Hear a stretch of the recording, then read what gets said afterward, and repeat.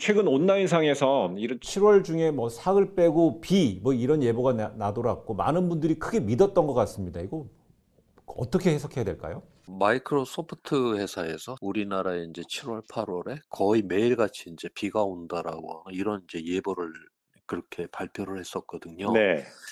근데 이거는 맞냐 틀리냐를 떠나서요. 네. 합리적이지가 않아요. 그게 왜 그러냐면 우리가 매일매일 날씨라고 하는 건 이론적으로 2 주까지만 가능하다라고 보고 있거든요. 실제로 쓸 수 있는 건 한 1 주일, 10일 정도의 그런 이제 예측만 우리가 인제 사용할 수 있다라고 그렇게 보고 있는데 그래도 뭐 일반 시민들은요, 이게 워낙 이상 기후 이런 부분이 언제든 닥칠 수 있다는 현실감 때문에 이런 걸 상당히 믿었던 것 같아요. 과학이라고 하는 거는 네. 증거가 있어야 되고 합리적인 그런 어떤 설명이 있어야 되고 반드시 반증과 검증을 거쳐야 된다라고 하는 이런 방법론인데 바로 예. 마이크로소프트사는 그냥 그건 프로그램으로다가 돌려서 그렇게 그냥 나왔다라고 하는 음. 거죠. 이건 그리고 꼭 이렇게 하는 거는 우리는 과학적인 예보라고 보지는 않아요. 이 많은 기상 전문가들은 올여름 역대 가장 더운 폭염 전망을 내놓고 있습니다. 이 신뢰성은 어느 정도인가요? 지구가 온난화 지금 가열이 되고 있으니까 네. 이제 최고의 폭염이 될 그렇게 나타날 그런 확률 자체는 높죠. 그렇지만 저는 어떤 특정한 하나의 그러한 어떤 현상을 갖고서 뭐 이야기하기는 좀 어렵지 않을까 좀 네. 그렇게 보고요. 한 해 한 해 매해 그게 갱신이 된다라기보다는 폭염이 점점 세지고 강해지고 점점 길어진다라고 하는 이런 음. 추세에 있다. 예. 라고만 이야기를 할 수가 있겠죠. 금년이 그게 최고값을 갱신할 것이다. 그거는 우리가 이야기하기는 어려울 것 같아요. 네. 네. 곧 장마가 시작되지 않습니까? 장마의 양상도 예년의 그 스타일대로 패턴을 보일 수도 있고 그런가요? 근데 최근 들어와서 인제 기후 변화가 일어나다 보니까 이 패턴 자체가 변화가 일어나 버렸어요. 6월 20 일에서 한 7월 20일 사이에는 비가 잘 안 오고 막 8월 달에 더욱더 많이 비가 온다라든가 네. 이런 현상들이 막 일어나기 시작을 하거든요. 예. 기후가 균형을 딱 맞추고 있다가 인제 지구가 가열이 일어나면서 이 균형이 인제 무너지게 되면서 예전과는 다른 이런 강수 패턴들이 보이는 음. 일각에서는요, 이 북극곰 개체수가 늘어났다, 또 산호초가 증식했다, 이런 사례를 통해서 기후 위기 상황이 좀 차츰 나아지고 있는 게 아니냐는 주장도 나오거든요. 특정한 고러한 지역에서 뭐 북극곰이 좀 늘어났다거나 특정한 지점에서 뭐 산호초가 늘어났다 뭐 그런 경우는 있어요. 예. 그런데 이건 전체를 봐야 되는 거거든요. 이제 어떤 특정 지점에서 그거를 갖고서 '이게 다 그렇다.'라고 이야기를 하면 어. 안 되겠죠. 우리가 예. 전체를 보았을 때는 이런 북극곰이 줄고 뭐 산호초가 주는 거는 이건 확실한 이건 과학의 그러한 어떤 관측을 통해서 우리가 알 수가 있는 것입니다.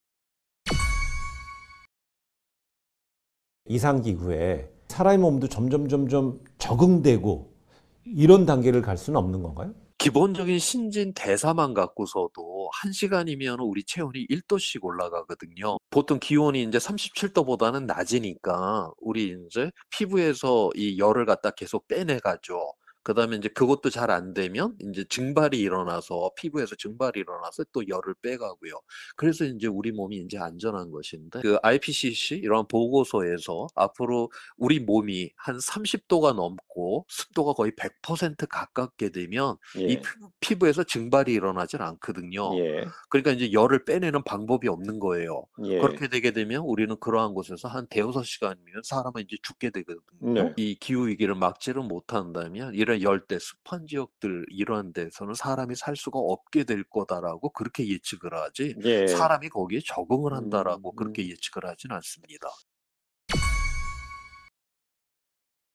산업화 이전보다 지구 온도가 1.5도 높은 상황, 기후 위기의 마지노선으로 설정했는데요. 기후 변화가 일어나면은 뭐 홍수가 난다라든가 가뭄이 일어난다라든가 뭔가 우리의 그런 삶의 터전들을 갖다가 무너뜨릴 거 아니에요. 예. 그러면은 다시 우리가 살아야 되니까 그걸 빨리 복구를 해야 되는 것이고요. 이 복구조차도 완벽하게 되지를 않는 상황까지 가게 되고 결국 네. 그거는 우리의 문명의 축소, 붕괴를 인제 의미한다라고 그렇게 보는데 그 바로 인제 시발점이 되는 온도가 바로 인제 1.5 도다라고 음. 그렇게 보는 거죠. 우리가 좀 회복 불능의 단계로 들어서는 첫 단계가 그렇다는 거군요. 구테우스 구태였어요? 유엔 네. 사무총장이요.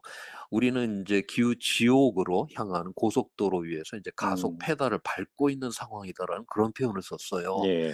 지금 이제 우리가 지금 딱 우리 인간이 화석연료에서 1.1도를 지금 정확하게 상승시켰거든요. 예. 이거는 우리가 고속도로에서 시속 110km를 지금 밟고 있는 중이에요. 예. 그렇게 생각을 하시면 됩니다. 음. 자, 그런데 이제 1.5도가 됐다. 이거 시속 150km 가속 페달을 밟는 거를 예. 의미를 하고요. 위험이 굉장히 커지죠. 예. 그다음에 2도가 됐다. 시속 200km로 인제 의미를 이거 거의 죽었다 인제 각오를 해야 되는 이 0.1도, 0.1도 하나하나 요게 증가를 할 때마다 바로 극단적인 날씨는 어마어마하게 빠르게 증폭을 하는 이러한 상황이다라고 보시면 됩니다. 1.5km, 1.5도, 150km까지 어느 정도 지금 추세라면 몇 년 후입니까? 1.5도는 현재 우리가 특단의 조치를 새롭게 취하지를 않으면 2030년대에 돌파를 하게 될 거다라고 보고 있고요. 그다음에 2도는 2050년대에 돌파를 하게 될 아 거다라고 그렇게 보고 예. 있습니다. 알겠습니다. 예. 탄소 중립이나 뭐 기후 위기 이런 핵심 명제의 어휘가 손에 딱 잡히지 않는다는 지적이 있습니다. 미세먼지는 가장 오랫동안 공기 중에서 버틸 수 있는 게 한 일주일 정도예요. 일주일 후가 되면 얘는 0이 돼 버리는 값이거든요. 네. 다시 말해서 미세먼지는 그냥 우리 세대의 문제일 뿐이에요. 온실가스 한 번 나오면 얘는 수백 년, 수천 년 동안 그냥 공기 중에 그대로 남아 있거든요. 바로 이제 네. 누적성을 갖는다라고 하는 거죠. 누적되면 될수록 기후 위기는 더욱더 가중이 되는 이러한 상황이 되기 때문에 네. 그렇습니다. 아. 우리가 2050년 탄소 중립이 중간 목표가 하나가 있어요. 2030년까지 현재 배출되는 탄소를 갖다가 절반을 지금 줄여야 된다라고 하는 예. 거거든요.